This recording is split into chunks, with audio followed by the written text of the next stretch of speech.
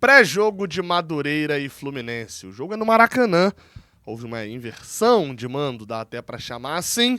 Hoje, às 4 da tarde, tem Madureira e Fluminense. Tudo que você precisa saber sobre esse jogo. Que vem aí animado, já desde a prévia da escalação. Você encontra aqui no pré-jogo do Raiz Tricolor.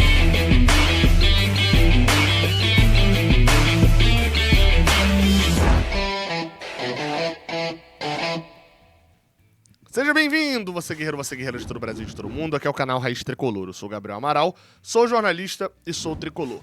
Hoje tem Madureira e Fluminense no Maracanã, às 4 da tarde. Você já sabe, né? O jogo vai ser transmitido ali. Todos os jogos do Fluminense estão sendo transmitidos ali pela Band, pelo Gold, Band Esportes. Mas às 2h30 a gente já abre o nosso pós-jogo. Hoje é cedo, em 2h30 da tarde. Lá direto do Maracanã, aqui mesmo no Raiz Tricolor, também no Jornada KTO 1902, né? Trazendo ali eu, o Fio, o Lessa, fazendo ali o pré-jogo, com as entradas também do Cauã Tinoco, enfim, toda aquela cobertura que você já está acostumado. E durante o jogo, como eu sempre falo, não importa onde você vai assistir o jogo, ouvir é com a gente aqui no Raiz Tricolor, no Jornada KTO 1902, beleza? A transmissão mais tricolor do YouTube, mas mais do que isso, a melhor transmissão com informação, com qualidade, com presença no estádio, beleza? Então dá essa moral aí pra gente a partir de 2h30 e a gente vai direto pelo menos até as 7 horas da noite, tá? É quase 6 horas de conteúdo que a gente faz ali diretaço falando sobre Fluminense. Jogo de número 149 entre Fluminense e Madureira, 105 vitórias do Fluminense, 28 empates e 15 só derrotas, tá? A gente não perde pro Madureira desde 2014, quando perdemos por 3-2. Lá pra cá, uma sequência muito grande atualmente, inclusive, de vitórias. Vamos falar um pouquinho sobre o estado, né? Não o estado do Rio de Janeiro, mas o estado que chega a tabela e os dois times para esse jogo. O Fluminense volta a poupar o time porque foca na Recopa, mas vai precisar ganhar o jogo de hoje. E por que precisar? Para não ter que ficar correndo risco nas duas últimas rodadas. Uma vitória hoje praticamente classifica o Fluminense iria 21 pontos. Relembrando, né, um dado que eu sempre falo, ninguém foi eliminado ainda com com mais de 20 pontos. Então o Fluminense ganhando hoje vai ficar meio que independente dos clássicos da próxima rodada contra o Flamengo e da outra rodada contra o Botafogo, para garantir a classificação. Ainda serão importantes para a questão de posicionamento, vantagem, etc. Mas vencendo hoje vai a 21. Nessa semana o Fluminense perdeu a liderança do campeonato no saldo de gols para o Flamengo. Ambas as equipes tropeçaram 3 vezes até agora no empate, mas não perderam ainda no Carioca, só que o Flamengo tem 13 de saldo, o Fluminense tem 9, principalmente a diferença nos gols sofridos. Vale ficar de olho, tá? O único jogo do sábado é Fluminense e Madureira, mas no domingo esse Botafogo e Vasco chama muito, muito, muito a atenção, porque, em resumo, o Botafogo e Vasco pode definir o time a ser eliminado do Carioca, porque o Nova Iguaçu vai pegar o Audax, que é, entre aspas, um bônus do campeonato até agora, perdeu todos os jogos e não fez nenhum gol, né, o Audax. E se o Nova Iguaçu for a 18 pontos, ele tem mais 2 joguinhos contra times pequenos, em que se ele vencer só umzinho, tá? Ele pode perder um. Se ele vencer só um desses dois ali, além do Audax, ele vai a 21 pontos e não é mais ultrapassado por Vasco e Botafogo. Poderia ser ultrapassado por um dos dois, mas pelos dois não, porque eles se enfrentam. Então assim, o Nova Iguaçu tá a basicamente uma obrigação de vencer o Audax. O jogo é no domingo, 9h30 da noite, e a uma vitória contra os adversários, cadê? A Portuguesa fora e Volta Redonda fora. Então, assim, tá muito perto de eliminar o Botafogo e o Vasco. E vale ficar de olho nesse Botafogo e Vasco, que quem perder esse clássico, muito provavelmente vai ficar fora. Voltando a falar do Fluminense, uma vitória, somado aí a um tropeço desse, o Fluminense iria 21 e ficaria a 8 pontos do Vasco, se o Botafogo vencer, se a Portuguesa ali também tropeçar, enfim, e o Boa Vista, Boa Vista pega o Flamengo, é bem provável que a gente termine essa rodada com o Fluminense pelo menos já classificado, disputando depois só as vantagens no Campeonato Carioca. É bom ficar de olho, tá? Jogo pra ficar de olho é domingo, 4 horas, Botafogo e Vasco, e domingo, 9h30, Audax e Nova Iguaçu. Esses dois jogos podem, somados a uma vitória hoje contra o Madureira, podem classificar o Fluminense. Só para mostrar onde está o Madureira tem 10 pontos, Começou o campeonato muito bem. As 3 vitórias foram contra Audax, Volta Redonda, times que estão mais na parte de baixo. Venceu também o Boa Vista. Mas vem numa sequência ruim o Madureira. Mas vamos falar um pouquinho mais disso agora na parte do Bola em Campo. Bem, vamos lá, tá? Vou botar as prováveis escalações aí na tela. A gente vai ter neste jogo times aí na tela e... cara, eu tentei armar o Fluminense aí de uma maneira, mas enfim, a escalação que vazou, a lista de jogadores que vazou, ela contém Felipe Alves no gol, aí contém, tá? Felipe Andrade, Antônio Carlos, Gabriel Pires, Diogo Barbosa, Alexander, Lima, Terãs, Douglas Costa, John Kennedy, Lelê. Dá pra distribuir esse time de várias maneiras, tá? Essa maneira aí foi a que me pareceu mais provável, que é o Diniz mantendo uma estrutura enquanto defende, com o Gabriel Pires como o quarto zagueiro, né, o zagueiro atuando ao lado do Antônio Carlos na zaga, e o Felipe Andrade como lateral direito. E aí deixando Alexander e Lima como volantes, né, e abrindo Terãs e Douglas Costa em cada ponta, de certa maneira parecido com aquele 4-2-4 que ele jogava no ano passado, ali, quando eliminou o Olímpia, chegou a jogar a ida contra o Inter também nessa formação. Vira um 4-4-2 na marcação. Qual que é o problema dessa escalação? É que nenhum dos 4 jogadores de frente tem ritmo de marcação, né? Não são jogadores que a gente costuma ouvir ali falando que são realmente intensos para marcação, não. Nem Lelê, nem Terãs, nem John Kennedy, nem Douglas Costa. Ou seja, contra-ataques podem se tornar um problema da parte do Madureira para com a gente. Mas qualidade vai ser um teste muito bom para a gente ver o Douglas Costa, ver o Terãs, a volta do John Kennedy e ver o ano do Lelê também, né? De certa maneira, o Lelê vem bem até agora, mas vamos ver como é que rende também a partir do momento que começa a jogar com um time com mais cara de principal. O Diniz está poupando o seu time titular inteiro e acho que com essa escalação indica também que o time titular do Fluminense hoje tem Fábio, Samuel Xavier ou Guga, mas no geral deve ser o Guga a princípio, né? Felipe Melo e Thiago Santos, Marcelo, André, Martinelli, Ganso, John Arias, Cano e ou Renato Augusto ou Keno, se o Keno estiver disponível, seria ele, mas ele não deve estar disponível para quinta-feira contra a LDU, por isso o Renato Augusto também foi poupado. Outras formas que dá pra gente ver o Fluminense nesse jogo também, tá?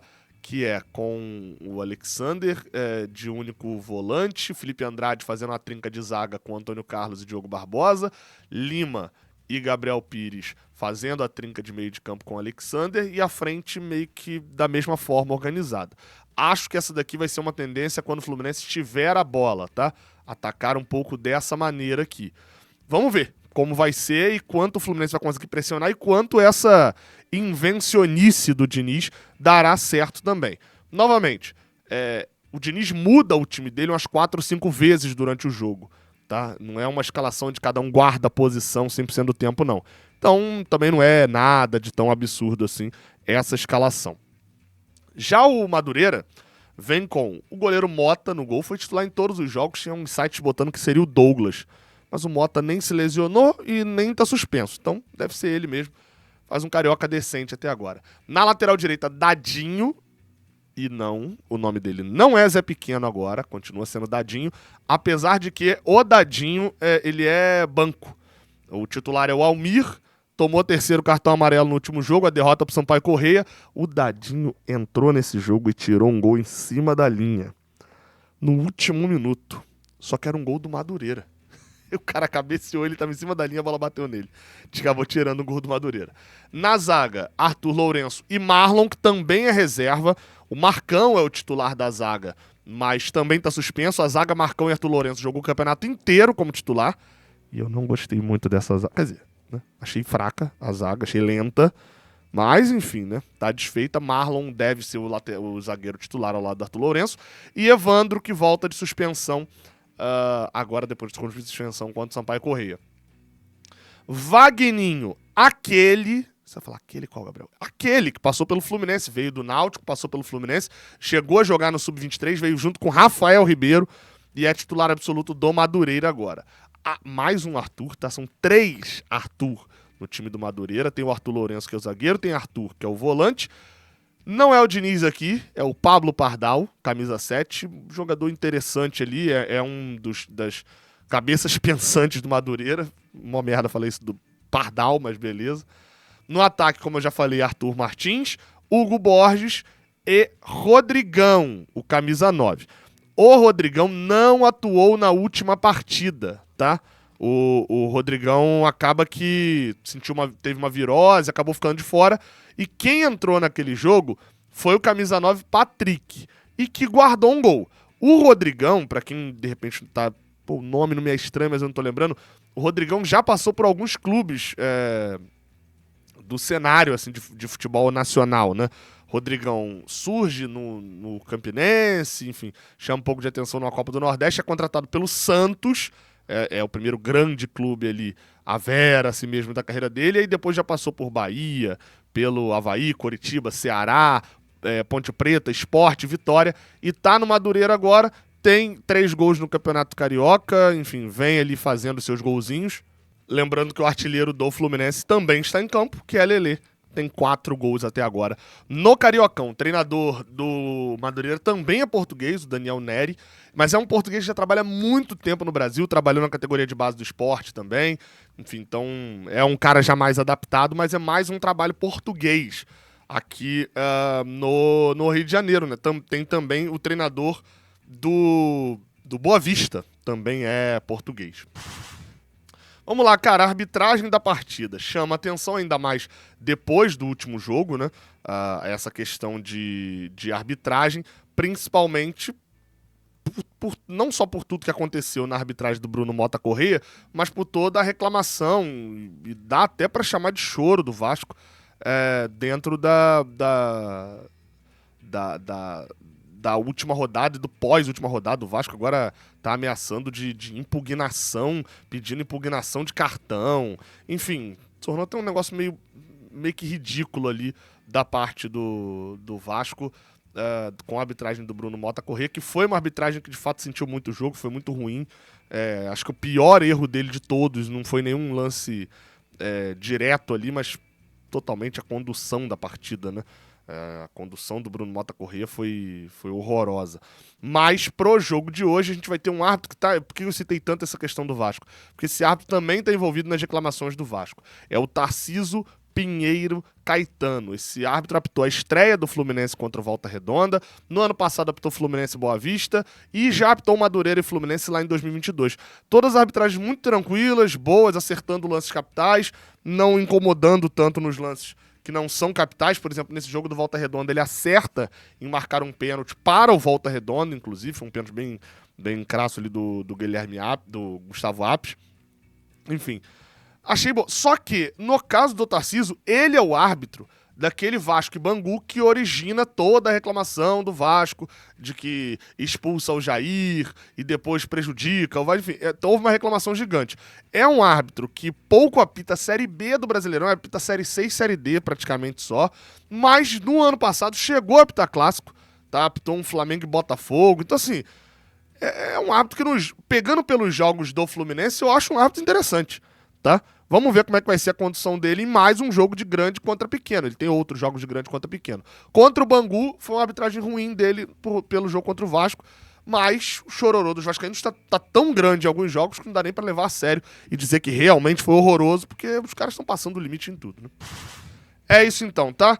Hoje, a partir de 2h30, a gente tá ao vivo aqui no Raiz Tricolor e lá no Jornada KTO 1902, direto do Maracanã. Não esquece de deixar o like aqui embaixo, de se inscrever aqui no canal e... eu tava quase me esquecendo, tá? Passa lá na KTO, o link é muito fácil, tá? É kto.com e o cupom é JORNADA. Eu fiz 3 apostas pro jogo de hoje, não fui mal no jogo passado, mas fiz 3 apostas pra esse final de semana. Uma é empate em Botafogo e Vasco. Eu quero ver o circo pegar fogo. Peraí que deslogou a segurança deles, né? Eu fiquei um tempão sem mexer.